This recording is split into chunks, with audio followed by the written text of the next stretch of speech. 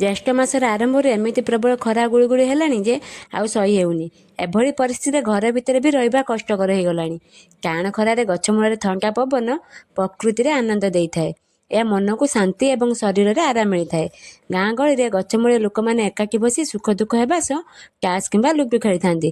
କିନ୍ତୁ ଆମ ଘର ପାଖରେ ଯେହେତୁ ଗାଁ ନାହିଁ, ସେଥିପାଇଁ ଆମର ସବୁବେଳେ ଏକା, ଯାହା ଘର ଲୋକ ସମସ୍ତେ।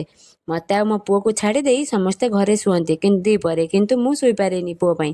ଏହି ଖରାଦିନେ ଗଛ ମୂଳେ ବସି ପାଚିଲା ଆମ୍ବ ଖାଇବାର ମଜା ସତରେ ଭାରି ନିଆରା ଅଟେ। ଏହା ଏକ ଅନୁଭୂତି ଏବଂ ସ୍ମୃତି ହୋଇ ରହିଯାଇଥାଏ। ଗଛ ମୂଳେ ପବନ ଏସି ବା ଫ୍ୟାନ୍ ଠାରୁ ଅଧିକ ଆରାମ ଲାଗିଥାଏ।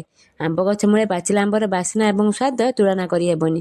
ମୋ ଆମ୍ବ ଖିଆ ଦେଖି ମୋ ପୁଅ ମୋ ପାଖକୁ ଦୌଡ଼ି ଆସିଲା, ଆଉ ସହିପାରିଲାନି ଆମ୍ବ ଖାଇବ ବୋଲି। ଆପଣମାନଙ୍କୁ ଏଇ ଖରାଦିନେ ଗଛ ମୂଳେ ବସି ଆମ୍ବ ଖାଇବାକୁ ଭଲ ଲାଗେ କି ନାହିଁ କହିବେ ତ?